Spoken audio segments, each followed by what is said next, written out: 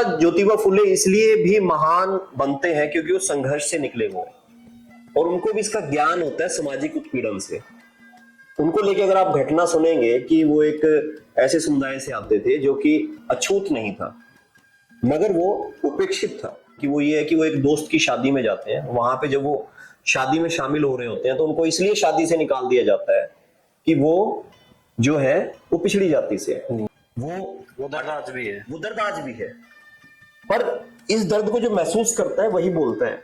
बाकी लोग तो एक सौ काल जो बड़ी जातियों के लोग हैं, इनको लगा कि ये तो पढ़ा रहा है और ये समझ जाएंगे लोग सारे, उनके अपना उत्पीड़न समझ जाएंगे, तो उन्होंने उनको मारने के लिए उन्हीं के लोगों को भेजा पढ़ाए। और वो पहली महिला अध्यापिका है। तब उनका विरोध भी हुआ था और उनके ऊपर गोबर फेंकते थे उनके ऊपर। इसको लेके भी फेमस कहानी है कि जब उनकी वाइफ जो पढ़ाने जाती थी तो लोग उनके ऊपर गोबर फेंकते थे। फिर इनका दोनों का पति पत्नी का आपस में डिस्कशन हुआ तो ये तय हुआ कि वो करा रहा है फातिमा शेख। फातिमा शेख एक दूसरे धर्म की है, मुस्लिम है। उनको भी पढ़ाया, उनको भी टीचर बनाया, वो भी टीचर बनी। अब एक एक कड़ी जोड़ते जाइए आप। पहले खुद शिक्षा के प्रति, फिर महिला शिक्षा को लिया।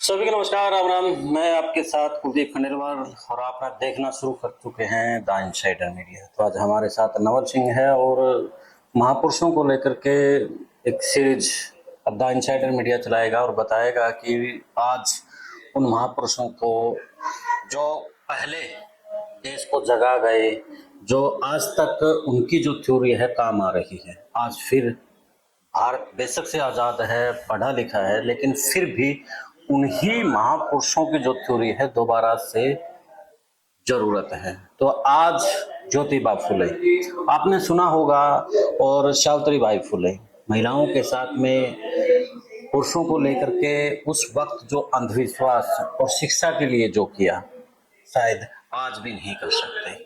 उस वक्त में अज्ञान का जो अंधेरा था, उस अंधेरा को शिक्षा रूपी एक ज्योति लेकर के आते हैं और रोशन कर देते हैं जहां को। नवल जी, इस मामले में भी कि जो महापुरुषों को लेकर के पहले जरूरत थी आज भी जरूरत है, ज्योतिबा फुले की थ्योरी आज जरूरत है तो कैसे जरूरत है? क्योंकि आप ज्योतिबा फुले को लेकर के बड़े अपनी स्टडी की है, उन्होंने पढ़ा है, चिंतक हैं आप। कुलदीप जी, सबसे पहले तो धन्यवाद, क्योंकि इस तरह की बातचीत अब लगातार होनी चाहिए और बार बार होनी चाहिए। क्योंकि कई बार एक बात के होने से वो बात आज की युवा पीढ़ी को ध्यान नहीं रहती, क्योंकि हम व्हाट्सएप की जिंदगी जी रहे हैं जिसके अंदर की हर सेकंड एक नई इंफॉर्मेशन है। वो इंफॉर्मेशन सही है गलत है इसका भी कोई पता नहीं। मगर जो महापुरुषों ने और महान नायिकाओं ने जो कहा है वो कहीं ना कहीं इसलिए सत्य है क्योंकि वो स्ट्रगल से निकलता है, वो संघर्ष से निकलता है। तो सबसे पहले इसके लिए आप बधाई के पात्र हैं। इसको लगातार चलाइए और हम लगातार इसमें शामिल होते रहेंगे। तो आपने जो जिक्र किया महात्मा ज्योतिबा फुले का, तो उनको लेके अगर मैं सबसे पहले बात कहूं जिससे बात काफी हद तक क्लियर हो जाएगी, कि उनको लेके बाबा साहब भीमराव अम्बेडकर ने एक बात कही, जिन्होंने संविधान मुख्य रूप से लिखा कि देश में बहुत महात्मा आए और चले गए मगर सही मायने में अगर कोई महात्मा है तो महात्मा ज्योतिबा फुले है। तो इस बात से आप उसकी गहराई माप सकते हैं। दूसरी बात, अंबेडकर जिनको गुरु मानते थे उनमें से एक गुरु यही थे। जबकि कास्ट के मामले में अगर देखा जाए तो उनकी कास्ट अलग है, अंबेडकर की कास्ट अलग है, तो इसलिए इसमें कोई वो वाला मसला नहीं बनता। दूसरा, ज्योतिबा फुले इसलिए भी महान बनते हैं क्योंकि वो संघर्ष से निकले हुए हैं और उनको भी इसका ज्ञान होता है सामाजिक उत्पीड़न से। उनको लेके अगर आप घटना सुनेंगे कि वो एक ऐसे समुदाय से आते थे जो कि अछूत नहीं था मगर वो उपेक्षित था। वो उनके बारे में आप पढ़ेंगे तो कोई लोग कहते हैं कि वो खेती करते थे, कुछ कहते हैं कि वो फूल बेचते थे इसलिए उनका नाम फुले हो गया। उनके जीवन की एक जो घटना है सामाजिक उत्पीड़न की, वो ये है कि वो एक दोस्त की शादी में जाते हैं। वहां पे जब वो शादी में शामिल हो रहे होते हैं तो उनको इसलिए शादी से निकाल दिया जाता है कि वो जो है वो पिछड़ी जाति से है। एक अछूत होना एक अलग दर्द है, मगर एक पिछड़ी जाति का होना हुआ भी उस वक्त का एक दर्द था। वो दर्द आज भी है। पर इस दर्द को जो महसूस करता है वही बोलता है। बाकी लोग तो इसको एक सामाजिक वो मान लेते हैं, संरचना मान लेते हैं। बहुत से लोगों को पहले ही जमीन पे बिठाया जाता रहा, मगर सर छोटूराम ने इस बात को समझा कि उत्पीड़न है। उत्पीड़न समझना भी होता है, जानना भी होता है। तो जब उनको शादी से बाहर निकाला गया तो उन्होंने इस उत्पीड़न को समझा कि ये उत्पीड़न है। उन्होंने कहा ये क्यों कहा गया? कहते तुम पिछड़ी जाति से हो, तुम इस ऊंची जाति जो हमारी वो है, जैसे मैं फिर कहूंगा कि हम तो नहीं मानते, मगर एक सामाजिक संरचना में ये शब्द आज भी इस्तेमाल होते हैं, ऊंची जाति और नीची जाति। तो वो वहां से निकले और उन्होंने सोचा कि इसका कारण क्या है। फिर पता लगा कि मूल कारण है एजुकेशन का ना होना, शिक्षा नहीं है, इसलिए समाज के लोग इस अंधविश्वास में फंसे हुए हैं। तो ज्योतिबा फूले ने सबसे पहला काम यही किया कि उसने कहा कि मैं लोगों को पढ़ाऊंगा। नवल जी, जैसे हमने भूमिका यही रखी है कि महापुरुषों के उस वक्त के ज्ञान को आज भी जरूरत है, तब ज्योतिबा फुले को लगा कि शिक्षा जरूरी है। आज लोगों के पास शिक्षा है, लेकिन फिर भी वही भेदभाव है, वही व्यवस्थाएं हैं। एजुकेशन, शिक्षा को लेकर अगर बात करें कुलदीप जी, आप भी ये बात मानेंगे कि साक्षर हो जाना और शिक्षित हो जाना, इसमें फर्क है। यानी कि हमें जो शिक्षा दी गई है वो रोजगार की शिक्षा दी है, सामाजिक जो शिक्षा है उससे हमें दूर है, ये कहना चाहते हैं कि आपको साइन करने आ गए। जब साक्षरता का दौर चला तो उसमें कहा गया था कि आप सभी साक्षर हो। साक्षर मतलब कि उसको अपना साइन करना आ गया, उसको पढ़ना आ गया, तो वो साक्षर हो गया। मगर शिक्षित होने का मतलब है कि जो आपको पढ़ा गया आप उसको समझ पा रहे हो कि नहीं समझ पा रहे, आपकी सामाजिक समझदारी कितनी बन रही है, वो शिक्षित होना है, एजुकेट होना।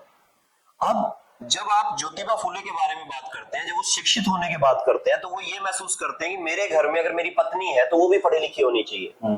और उस समय एक बड़ी बात थी, उस समय एक बहुत बड़ी बात थी। और वो ना सिर्फ अपनी पत्नी को पढ़ाते हैं बल्कि उसको प्रेरित करते हैं इस बात के लिए कि वो औरों को भी पढ़ाए, और वो पहली महिला अध्यापिका है। मेरे ख्याल से तब उनका विरोध भी हुआ था और उनके ऊपर ईंट के वो फेंके गए थे, गोबर फेंकते थे उनके ऊपर। इसको लेके भी फेमस कहानी है कि जब उनकी वाइफ जो पढ़ाने जाती थी तो लोग उनके ऊपर गोबर फेंकते थे। फिर इनका दोनों का पति पत्नी का आपस में डिस्कशन हुआ, तो ये तय हुआ कि वो एक साड़ी और झोले में डाल के जाएगी, ताकि जब वो जाए तो लोग गोबर फेंक दें, और वापसी में फिर फेंकना है तो कम से कम वही साड़ी डाल के फिर आएगी और पढ़ाएगी दूसरी साड़ी पहन के। तो फिर भी उसने अपना पढ़ाने का प्रोसेस जारी रखा। तो माता सावित्रीबाई फुले का संघर्ष भी बराबर का है। और उसके अंदर जो शिक्षा की और बात अगर हम आगे बढ़े, जो आपने बात कही कि फिर भी शिक्षित क्यों नहीं है, अगर हम महात्मा ज्योतिबा फुले को पढ़ेंगे तो वहां जिक्र आता है कि पहली बात उन्होंने ये कही कि घर में पढ़ाया। उनके पिताजी ने उनको ये कहा कि अगर तुम ऐसा करोगे तो सब लोग हमारे खिलाफ हो जाएंगे, तो हमें घर छोड़ना पड़ेगा। उसने बिल्कुल खुशी खुशी घर छोड़ दिया कि मैं घर छोड़ सकता हूं, मगर मैं इस सामाजिक काम को नहीं छोड़ूंगा। और उसके बाद अपनी पत्नी को पढ़ाया। पत्नी को पढ़ाने के साथ साथ अगर आप उस वक्त का हिस्ट्री पढ़ेंगे जो आजकल जिक्र आ रहा है, फातिमा शेख एक दूसरे धर्म की है, मुस्लिम है, उनको भी पढ़ाया, उनको भी टीचर बनाया, वो भी टीचर बनी। अब एक एक कड़ी जोड़ते जाइए आप। पहले खुद शिक्षा के प्रति, फिर महिला शिक्षा को लिया, महिला में भी जाति और धर्म को हटाया, उनको शिक्षित किया, और फिर उसके बाद आप देखिए जितनी भी कास्ट के लोग थे, खास तौर पे एससी और बीसी, उनको पढ़ाया, अछूत को पढ़ाया। अब उनके जीवन की एक और घटना है कि जब एक सो काल जो बड़ी जातियों के लोग हैं, इनको लगा कि ये तो पढ़ा रहा है और ये समझ जाएंगे लोग सारे, उनके अपना उत्पीड़न समझ जाएंगे, तो उन्होंने उनको मारने के लिए उन्हीं के लोगों को भेजा, आपस में ही उनका युद्ध करवा दिया। जब वो आप देखेंगे तो किसी भी फिल्म में, किसी भी वृत्तचित्र में नजर आ जाएगा कि वो सोए हुए हैं और उनको मारने के लिए एक, जिसको आप लोअर कास्ट कह दीजिए, उस तरह से भी, फिर मैं कहूंगा कि हम तो नहीं मानते, तो उनको भेज दिया गया। तो उन्होंने कहा कि अच्छा तुम मेरे को मारना चाहते हो तो मेरे को मार दो, मगर ये तो पूछ लो मैं कर क्या रहा हूँ, तुमने क्या कर रहे हो? कहते मैं तुम्हारे बच्चों को पढ़ा रहा हूँ। तो कहते तुम यार हमारे बच्चों को पढ़ा रहे हो, हम मारने के लिए आए आपको। तो उनको बड़ा अफसोस होता है और फिर वो उसके साथ खड़े हो जाते हैं। क्योंकि मैं ये बात इसलिए कह रहा हूं कि वो अपने उसके साथ में जागरूक कर रहे थे लोगों को। आज के वक्त में भी आप देखेंगे कि जो कुछ लोग आपस में एक ही तरह के लोग सामाजिक जागरूकता फैलाने वाले के रास्ते में खड़े हो जाते हैं, तो उनको ये पता ही नहीं होता कि वो क्या कर रहे हैं। पर ज्योतिबा फुले ने इसको डट कर समझाया कि वो क्या कर रहे हैं, और शिक्षा से पूरे एक सिस्टम को जगाया, और उसका कहीं ना कहीं फायदा और मेरे ख्याल से ये बात उस टाइम गुलाम भारत था, उस वक्त की ये बातें। 1827 का जन्मदिन है, जन्म है उनका, और उसके बाद का जितना भी भारत है, 1857 की क्रांति, वो सारा उसके बाद का सिस्टम। और आप ये भी देखिए ना कि जो ज्योतिबा फुले है, ज्योतिबा फुले क्या करते हैं कि वो इंग्लिश भी पढ़ाते हैं। आज के वक्त में मेरे ख्याल में कुछ लोग जो पढ़ रहे होंगे, इंग्लिश पढ़ाना कितनी बड़ी बात है, मगर उन्होंने सबसे पहले ये कहा कि अगर आप माता सावित्रीबाई फुले की, क्योंकि उनका जिक्र उनके बगैर पूरा नहीं होता। माता सावित्रीबाई फुले ये बात कहती हैं कि बच्चों तुम्हें इंग्लिश पढ़नी चाहिए, जो इंग्लिश है वो तुम्हें मुक्ति के रास्ते खोलेगी। जबकि एक टाइम पे ये कह दिया गया कि इंग्लिश मत पढ़ो। उन्होंने कहा कि अगर आप दुनिया को देखना चाहते हैं तो आपको इंग्लिश पढ़नी पड़ेगी और तभी आगे बढ़ेंगे हम लोग, तभी क्योंकि आगे उनकी भाषा के साथ संवाद करना है तो फिर वो जरूरी बन जाता है। आपको दुनिया को देखना है तो जरूरी है, आपको आगे पढ़ना पड़ेगा। आप सिर्फ ये बात नहीं कह सकते कि मैं यही लैंग्वेज पढ़ूंगा। और जी मैं उस बयान का यहाँ जिक्र जरूर करूंगा कि पिछले दिनों जो हमारे प्रदेश के जो शिक्षा मंत्री हैं, उन्होंने कहा था कि इंग्लिश मुझे भी नहीं आती। ये दुर्भाग्य है इस प्रदेश का कि उन्हें इंग्लिश नहीं आती है और वो इंग्लिश का जो काम है उसको रुकवा देते हैं। अब देश को, प्रदेश को आगे बढ़ाना है और दुनिया में घूमना है तो इंग्लिश जरूरी है। उसके बाद देश के गृह मंत्री का भी इसमें बयान आता है जो कि सही नहीं है।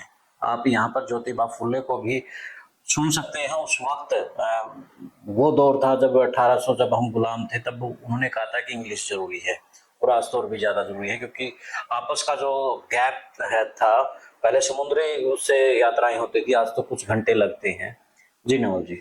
हाँ, इसमें मैं सिर्फ एक बात और जोड़ना चाहूंगा। एक्चुअली जो अपना दृष्टिकोण होना चाहिए, वो दृष्टिकोण ये होना चाहिए कि हम किसी भाषा के, किसी बोली के खिलाफ नहीं है, मगर हम इसके भी समर्थन में नहीं है कि आप एक को बिल्कुल ही बंद कर दें। ये मेरे को फ्रीडम होनी चाहिए, आपको फ्रीडम होनी चाहिए कि आप किस भाषा में, किस बोली में बात कर रहे हैं।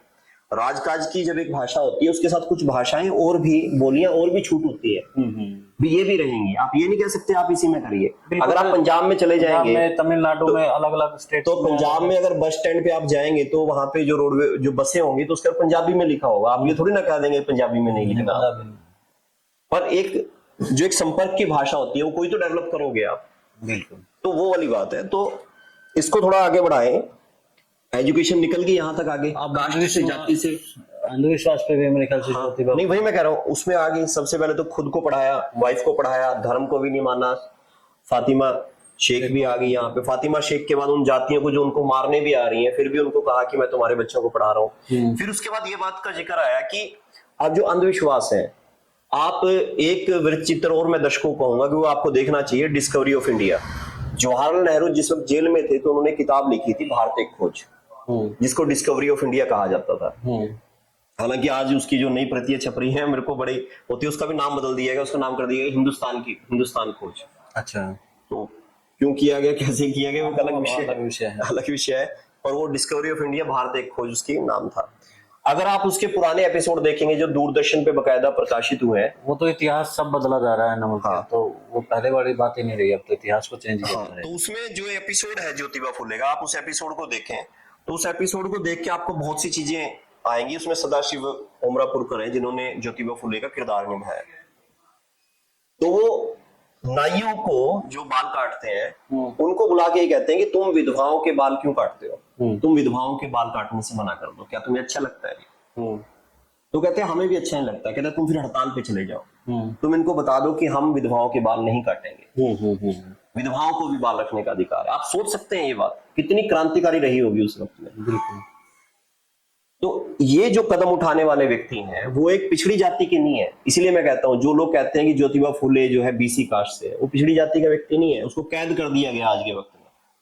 वो एक महान व्यक्तित्व है। वो इससे ऊपर जा रहे हैं, महिलाओं के समर्थन में उठ रहे हैं, महिला चाहे किसी भी जाति की। महिलाओं का तो एक प्रकार से माने जैसे एक देवता की संज्ञा दी जाती है ना, उनके लिए तो एक देवता थे, उनको पढ़ाना शुरू करवाया था। लेकिन आज महिलाओं को यही नहीं पता कि कौन सावित्रीबाई फुले है, कौन ज्योतिबा फुले है। हाँ। उनको पीछे धकेला गया है, उनकी सोच को पीछे विधवाओं के बाल कटवाने उन्होंने बंद किए। फिर जिक्र आया कि क्या विधवा महिला जो है शादी कर सकती है, वो उसके समर्थन में खड़े हुए। फिर जिक्र ये आया कि जो उम्र में छोटी महिलाएं जो हो जाती थी, विधवा हो जाती थी, उसके बाद एक सामाजिक वो है कि वो प्रेग्नेंट भी होगी, उसने बच्चे को भी जन्म दे दिया, तो उसका क्या किया जाए, उसको लेके उन्होंने शिशु घर बनाए। अच्छा। उन्होंने शिशु घर बनाए और शिशु घर बना के उनमें इन बच्चों को रखा, जबकि पूरा समाज जो है एक अलग ध्रुव पे खड़ा हुआ है और वहां ज्योतिबा फूले एक अलग सूरज की तरह खड़े हुए हैं। वो कह रहे हैं नहीं, इनको भी राइट है, बेशक ये विधवा है, इसको प्रेग्नेंट अगर ये होगी तो इसका कसूर नहीं है, उसमें भी समाज का कोई कसूर है, कोई ना कोई व्यक्ति इसमें शामिल है, पुरुष शामिल है, और इसको भी जीने का अधिकार है, इस बच्चे को भी जीने का अधिकार है। क्या ऐसी सोच आज आप सोच भी नहीं सकते इस पूरे समाज में, जबकि आप अपने आप को कहते हो कि हमें किसी नवल जी, एक फिल्म आती है अभी 4-5 महीने पहले की बात है, उसको रिलीज ही नहीं होने देते आज के दौर में, और उस समय उन्होंने जो संकट है और जो परिस्थितियां रही होगी, रूह कांप जाती है। उनके दोस्त जो है, उनकी किताबें पढ़ ली, उनके दोस्त उनके पास आते हैं, वो बताते हैं कि उनकी जो बहन है, उनकी जो जानकारी में एक बहन लगती है उनकी, वो प्रेग्नेंट हो गई है और वो विधवा है, तो उसका बच्चा जो है पैदा होना है, तो कहाँ रखा जाए, उसका अबॉर्शन भी नहीं करवा सकते। तो माता सावित्रीबाई फूले और ज्योतिबा फूले उस वक्त डट के उनके साथ खड़े होते हैं। क्या सोचा जा सकता है ये? तो ज्योतिबा फूले अपने आप में एक अलग तरह के व्यक्तित्व है, और उनके साथ बिल्कुल जो मजबूत स्तंभ की तरह खड़े हुए वो सावित्रीबाई फूले। आप इससे भी आगे बढ़िए। ज्योतिबा फूले ने जब इस बात को समझा कि साहित्य एक बड़ी ताकत है, मैं एक कदम और आगे बढ़ा रहा हूं, साहित्य एक बड़ी ताकत है और साहित्य के जरिए मैं अपने लोगों को समझा सकता नवल जी हूं। स्टेप बाय स्टेप वो आगे बढ़ते गए, उन्हें रास्ता दिखता गया और वो आगे उन पे काम करते गए। तो उन्होंने किताब लिखी, किसान का कोड़ा उन्होंने लिखी। आप किसान के कोड़े को जो पढ़ेंगे तो आपको ये पता लगेगा, जितने भी लोग आज के वक्त में उनके बारे में कहते हैं कि हम ज्योतिबा फूले के बड़े अनुयायी हैं, उनकी एक प्रतिमा लगा दी, उनके नाम पे हवन यज्ञ भी कर दिया। मैं नवल जी बीच में आपको यही बात कहने वाला था, वो तब करेंगे जब अंधविश्वास को लेकर के बात आएगी। ज्योतिबा फूले की असल में विचारधारा को वही लोग मान रहे हैं। मैं वही कह रहा हूँ भी, आपने उनके ऊपर ये भी काम कर दिया मगर आपने उनको पढ़ा ही नहीं। और दूसरी बात, इसका भी मैं जिक्र वहीं पे करना चाहूंगा भारत एक खोज से। आप उस एपिसोड को, जितने भी दर्शक है, मैं चाहूंगा उसको देखिए। मैंने पहले भी लगातार कहा है सबको, मैं जिक्र जब करता हूं, क्योंकि लोग आजकल फिल्म और वृत्त चित्र देख के थोड़ा सा ज्यादा आकर्षक है, समझ जाते हैं, हालांकि मूल रूप से तो किताब ही पढ़नी चाहिए उनकी लिखी हुई। तो उसमें यही जिक्र होता है कि वो व्यक्ति उनके पास आता है, वो कहता है कि तुम क्या लिख रहे हो, तुम्हारा व्याकरण अच्छा नहीं है, तुम्हारी मात्राएं ठीक नहीं है। ज्योतिबा फूले को, तो ज्योतिबा फूले कहते हैं व्याकरण और मात्राएं छोड़ दो, आप बताओ जो मैंने सवाल उठाए हैं स्त्री शिक्षा को लेके, जो जातीय भेदभाव को लेके, उसमें कुछ गलती है क्या? उनके पास इसका जवाब नहीं होता। मैं ये बात इसलिए कह रहा हूं कि आज के वक्त में बहुत से ऐसे लोग हैं जो वंचित वर्ग के लोग हैं, जो पिछड़े समुदाय के लोग हैं, जो दलित समुदाय के लोग हैं, वो सिर्फ इस वजह से नहीं लिख रहे, उनको लगता है हम कुछ लिखेंगे हमारी व्याकरण अशुद्धि हो जाएगी। और मैं इसका बड़ा प्रबल मजबूती से बात कहता हूं, समर्थक हूं, पक्षधर हूं कि व्यक्ति, अगर आप नहीं लिखोगे तो आपका इतिहास नहीं पढ़ा जाएगा। बात वही पढ़ी जाती है जो लिखी गई हो, याद भी वही जाती है, कोट भी वही की जाती है, डॉक्यूमेंट्री बन जाती है, डॉक्यूमेंट्री बनती है। आज के वक्त में अगर किसान के कोड़े की मैं बात कर रहा हूं कि ज्योतिबा फूले ने ऐसा कहा, तो इसलिए कह रहा हूं कि उनकी किताब मेरे पास है, आप भी उस किताब को पढ़ सकते हैं, दर्शक भी उस किताब को पढ़ सकते हैं, बकायदा जो उनपे सवाल उठाता है कि किसानों के लिए कुछ नहीं किया, वो भी उसको पढ़ सकता है। तो उनकी इस तरह की काफी किताबें हैं जो हमें पढ़नी चाहिए। कुछ सेकंड में बताएंगे कि उस किसान के कोड़े में जो पुस्तक में क्या मुख्य तौर पर दिखाया गया है? हाँ, नहीं वो मैं बताऊंगा, पर मैं इसके साथ में जिक्र माता सावित्रीबाई फूले का भी कर दो। माता सावित्रीबाई फूले ने भी उनकी मृत्यु के उपरांत भी बाद में कविताएं भी लिखी। इसका भी जिक्र बहुत कम लोगों को होगा। माता सावित्रीबाई फूले ने कविताएं लिखी है और कविताओं में वो बकायदा इन सब बातों का जिक्र करती है, ज्योतिबा फूले को याद करती है, ज्योतिबा फूले के बारे में लिखती है कि उन्होंने क्या क्या किया। जो अपना ये फूले साहब है, ये भी बकायदा ऐसे गीत है, वो ये बात कहते हैं तर्क के आधार पे कि जब सूरज है, सूरज सबको रोशनी देता है, मेघ जब बरसता है सबको पानी देता है, हवा जब चलती है सबको ऑक्सीजन देती है, तो कहते हैं ये क्यों बांट रखा है आपने? और वो ये बकायदा कहते हैं जब परमात्मा ने सब कुछ नहीं बांटा तो तुम कैसे बांट सकते हो?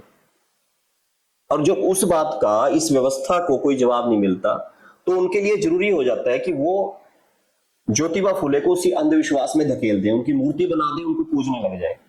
बकायदा इसके कि वो लोग उनकी किताबें छापें और लोगों को कहें कि इनकी किताबें पढ़ो। अगर वो किताबें पढ़ेंगे तो उनको पता लग जाएगा कि ज्योतिबा फुले किस तरह से कहते हैं कि किसानों का शोषण कितना ज्यादा हो रहा है, सूदखोर किस तरह से उनसे सूद ले रहा है, उनकी जमीन के भी उनके हक में नहीं है, वो जोतता भी वही है मगर उसकी जमीन नहीं है, उसकी फसल के उसको सही दाम नहीं मिल पा रहे। और इसी तरह से महिला के बारे में, महिला शिक्षा के बारे में, और इसी तरह से फिर जातियों के बारे में कि फातिमा शेख जो है मुस्लिम समुदाय है, इसकी भी एक एकता बनती है। इसी तरह से अछूत, जिसके बारे में अंबेडकर की जब बातचीत हुई थी, जब ये बातचीत कहते थे कि उनकी में मुख्य बात ये थी जब अंग्रेजों के साथ बातचीत हुई कि आप जातियों को लेके क्या कहना चाहेंगे, आपके यहाँ तो समुदाय ऑलरेडी बटे हुए। तो उस वक्त अंबेडकर ने भी यही बात रखी थी कि आप ब्राह्मण, क्षत्रिय, वैश्य, शूद्र की बात करते हैं, मगर मैं जिससे आता हूं वो अछूत है, वो इन सबसे अलग है। आप तो उसका जिक्र ही नहीं कर रहे, उसको तो किसी में भी नहीं लिखा जाता, और ये सच्चाई है। तो आज भी नहीं जिक्र किया जाता कि अछूत, जो एक आरक्षण की बात कर लेते हैं वो उसकी तो बात ही नहीं करते कि आप उनको अछूत मानते हो। तो यहां जिक्र आता है, इस बात को सबसे पहले अगर किसी ने समझा तो वो ज्योतिबा फूले थे। और बकायदा उन्होंने इसकी डॉक्यूमेंट बनाया, किताबें लिखी, बकायदा इस पे अपने स्कूल चलाए, पहला स्कूल। कि उन्होंने किताबें लिखी तभी आज हम लोग उनके बारे में इतनी बातचीत कर रहे हैं। अगर वो किताबें नहीं लिखते तो शायद वो भी एक इतिहास के उनको इतिहास भुला देता। आज उनको याद ही नहीं रखता कोई। इतिहास भुलाने के नाम से मैं फिर जिक्र करना चाहूंगा, पिछले समय उनके उस स्कूल के बारे में और उस घर के बारे में, जो उनका ऐतिहासिक घर रहा, उसको लेके भी चर्चा चली कि वो खंडर बन चुका है। अच्छा। अब कई बार हंसी आती है कि और जबकि जो जाति उसको सबसे ज्यादा मानती है उसके नाम से प्रतिमाएं बनवाती हैं, स्कूल का नाम रखती हैं, लेकिन उसका जो धरोहर है उसको मेंटेन ही नहीं कर पा रही है। हाँ, उसको कोई भी नहीं मेंटेन कर पा रहा। मैं कह रहा हूँ कि ऐसे लोग, जो दूसरे भी लोग हैं, भी एक आवाज होनी चाहिए। क्योंकि मैं ये नहीं कहता कि वहां आप सोने की छत्र चढ़ा दो उसके दरवाजों, मगर एक जो उसकी यादगार है कि यहाँ से उस संघर्ष की शुरुआत हुई थी, लोग वहां जाएं, उसको देखें कि हाँ, इतनी छोटी सी जगह से भी एक बड़ा आंदोलन निकल सकता है। अगर हम आज के वक्त में जलियांवाले बाग जाते हैं तो हमें पता लगता है कि अंग्रेजों ने यहाँ पे बड़े निर्दोष भारतीयों को मार दिया था। हमारे दिल में एक वो चीज आती है कि गलत हुआ था। वहीं से भगत सिंह निकलते हैं, वहीं से उधम सिंह निकलते हैं। तो अगर इस तरह के धरोहर जो अगर उसी मूल रूप में रहेगी तो वहां से ज्योतिबा फुले के अनुयायी तो निकलेंगे कम से कम। बिल्कुल।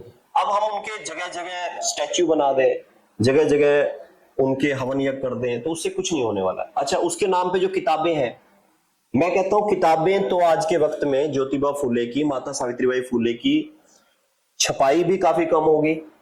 और उसके बाद आपको जो इस तरह की चर्चाएं करने वाले लोग होंगे उनकी लाइब्रेरी में भी नहीं मिलेंगी, संख्या कम होगी। अगर आप उनसे पूछ भी लेंगे कि उनकी किताबों के बारे में बता दीजिए उन्होंने क्या लिखा था, नहीं बता पाएंगे। ये ऐसे लोग होंगे, नहीं ना बता पाएंगे, वो ऐसे लोग होंगे, वो लेके उनकी किताब को उसी तरह के लोगों की तरह क्रॉस लगाने लग जाएंगे, इसमें छोटे की मात्रा नहीं है, इसमें बड़ी की मात्रा नहीं है, सेंटेंस नहीं बना, उसके मूल रूप पे कभी बात नहीं कर पाएंगे। ज्योतिबा फुले ने न सिर्फ संघर्ष को लिखा बल्कि संघर्ष को जिया और आगे के लिए व्यक्ति पैदा किया जो अंबेडकर के रूप में सामने निकल के आया। क्योंकि अंबेडकर ने उनको अपना गुरु माना, और एक बढ़िया शिष्य का अगर फर्ज किसी ने निभाया है तो बाबा साहब अंबेडकर ने। तो उनकी यात्रा बड़ी संघर्षमय है, प्रेरणादायक है, और उनकी अकेले की नहीं है। उन्होंने ये बताया कि अपनी एक धर्मपत्नी को साथ लेके कैसे चला जा सकता है, और माता सावित्रीबाई फुले ने भी बताया कि अगर पति संघर्ष के मार्ग पे तो पत्नी को किस तरह से उसके साथ बढ़ना चाहिए। और असल में यही सबसे बड़ा एक दाम्पत्य धर्म है दोनों का, जो उन्होंने दिखाया। बड़े यानी कि देश के अंदर ज्योतिबा सावित्री के उदाहरण के तौर पर बात होनी चाहिए थी, लेकिन आज उनके उदाहरण की बात ना हो के किसी और के उदाहरण की बात होती है। बिल्कुल। तो संघर्ष के साथ में उन्होंने अंधविश्वास को लेकर भी काफी काम किया है, और शिक्षा के ऊपर इतने कोड़े बरसे हैं, गोबर उनके ऊपर फेंका गया है, तो अंधविश्वास के ऊपर तो और भी ज्यादा उनको उत्पीड़न किया गया होगा। बिल्कुल, अंधविश्वास को लेकर जो उनकी सोच थी, उनकी यही सोच थी सबसे पहले कि आप शिक्षा प्राप्त करो, और शिक्षा प्राप्त करने का मतलब शिक्षित होना चाहिए। उस वक्त के ग्रंथ और आज के वक्त के जो पढ़े लिखे ग्रंथ है वो आपको पता है कि उपलब्ध होनी मुश्किल है। आज के वक्त में तो आप अपना इंटरनेट खोजते हो, कुछ भी चीज ले आते हो सामने। और इंटरनेट पे तो कुछ और भी जानकारियां मिल जाती हैं। हाँ चलिए फिर आजकल जैसे हमारी पहले ही बात हुई है कि पता ही नहीं लगता है कि कौन सी इन्फॉर्मेशन सही है और कौन सी गलत है। हाँ, और उसके अंदर भी मैं बीच में जिक्र कर देना चाहूँ कि इसको लेके भी भगत सिंह ने एक बात कही थी कि अगर आप तर्क के आधार पर चीजों को देखेंगे तो सही और गलत का फैसला तो हो जाएगा। मगर दुर्भाग्य है कि सबसे पहली बात तो हम ये खोजते ही नहीं कि ज्योतिबा फुले ने, सावित्रीबाई फुले ने क्या लिखा हम लोगों के लिए, उनकी वसीयत क्या है। उनके जो डॉक्यूमेंट है वो हमारे लिए वसीयत है। जो उन्होंने अंधविश्वास के ऊपर काम किया, सामाजिक प्रथाओं के ऊपर काम किया, वो हमारी धरोहर है। नवल जी, जैसे आप बता चुके हैं कि विधवाओं के ऊपर उन्होंने काम किया, तो और कौन सी प्रथाएं थी जो रोकने के लिए सावित्रीबाई ने और ज्योतिबा फुले ने काम किया था? देखिए, जितने भी आडंबर थे, आडंबर किसी भी तरह के आडंबर जिसके अंदर की व्यक्ति को डुबो दिया जाता है, चाहे वो स्त्रियों के हो, चाहे वो पुरुषों के हो, चाहे धर्म के हो, चाहे समुदाय के हो, आप उनका पूरा जीवन का अध्ययन करेंगे, क्योंकि मैं एक एक पे नहीं बताऊंगा तो काफी चीजें हो जाएंगी। तो उनका जो ध्यान रहा वो सिर्फ इस चीज पे रहा कि व्यक्ति शिक्षित होना चाहिए, वो धर्म के आधार पे भेदभाव ना करे, जाति के आधार पे भेदभाव ना करे। और इसीलिए मैंने उनका एक उदाहरण भी दिया कि वो इस तरह के गाने जो है, इस वक्त के भजन जो है उनके फेमस थे कि जब सूरज भेदभाव नहीं करता, जब पानी भेदभाव नहीं करता, जब हवा भेदभाव नहीं करती, जब परमात्मा भेदभाव नहीं करता, तुम भेदभाव क्यों करते? तो इंसान क्यों भेदभाव कर? इंसान क्यों भेदभाव करता? और इसीलिए उन्होंने उसके ऊपर काम किया। मूर्ति पूजा को लेकर के भी कुछ उनका रहा है। देखो, एक स्पष्ट जो उनकी चीज रही है, आप उनका पूरा जीवन काल पढ़ लीजिए कि वो आपको कहीं भी किताबों के अलावा प्रेम करते हुए या उनके सामने शीश झुकाते हुए कहीं और नजर नहीं आते वो। और जो उनका दृष्टिकोण साफ साफ है, सीधा सीधा, शिक्षित बन जाओ, अपने पैरों पे खड़े हो जाओ और सबसे प्रेम करो, चाहे वो महिला है, चाहे पुरुष है, चाहे कोई। मैंने नवल जी ये सवाल इसलिए किया था क्योंकि आज जिस दौर में हम देख रहे हैं कि उन्हीं की मूर्ति की पूजा होती है। जैसे महर्षि दयानंद ने मूर्ति पूजा का विरोध किया, आर्य समाज वाले महर्षि दयानंद को भी पूजना शुरू कर दिया उन लोगों ने। तो इसी तरीके से बहुत सी बातें होती हैं। इसमें तो आप फिर भगत सिंह के पास चले जाओ। शहीद भगत सिंह ने लिखा कि आर्टिकल की मैं नास्तिक क्यों, वो तो बकायदा अपनी वसीयत लिख के गए हैं। हाँ, वो बकायदा अपनी वसीयत लिख के गए हैं कि मैं नास्तिक क्यों। और आज के वक्त में भी कुछ लोगों की कोशिश होती है कि उस आर्टिकल को फाड़ के दफना दिया जाए कहीं पे, ताकि जिक्र ही ना हो। भगत सिंह को तो नवल जी इन लोगों ने जहाँ भी सेट होता है नहीं वहीं सेट कर लेते हैं। कॉमरेड अपने विचारधारा से कर लेते हैं, जाट अपने तरीके से उसमें वो कर ले, आर्य समाजी अपने तरीके से कर ले, हर कोई अपने जगह से सेट करने। हाँ, भगत सिंह भी अपने आप में ऐसे हैं कि मैं चाहूंगा उसके ऊपर आप कभी फिर चर्चा करें। तो नवल जी और कुछ नहीं, बस यही है कि मैं फिर ये कहूंगा कि आप जो दर्शक देख रहे हैं उनसे मेरा अनुरोध है कि वो महात्मा ज्योतिबा फुले, माता सावित्रीबाई फुले को पढ़ें, समझे, उनकी लिखी हुई किताबों से पढ़ें और समझे, ना कि किसी और से। अगर समय लगता है, आपके पास 40-45 मिनट है, तो डिस्कवरी ऑफ इंडिया का वृत्तचित्र देख सकते हैं। और अगर पढ़ना चाहें तो डिस्कवरी ऑफ इंडिया की जो बुक है, तो उसमें वो जो पोर्शन है, आप उस पोर्शन को पढ़ सकते हैं। तो धन्यवाद नवल जी आपका। और जो समाज ज्योतिबा फुले या फिर सावित्रीबाई फुले की जन्मदिन जयंती के ऊपर दूसरे तरह के कार्यक्रम करते हैं, तो उनको चाहिए कि जो उनकी विचारधारा है उस विचारधारा को आगे लेकर के आएं, उसके ऊपर कार्यक्रम चलाएं। और नवल जी ने एक बड़ी महत्वपूर्ण बात बताई है कि उनकी जो मकान है वो खंडर होता जा रहा है, उसकी तरफ किसी का ध्यान ही नहीं है।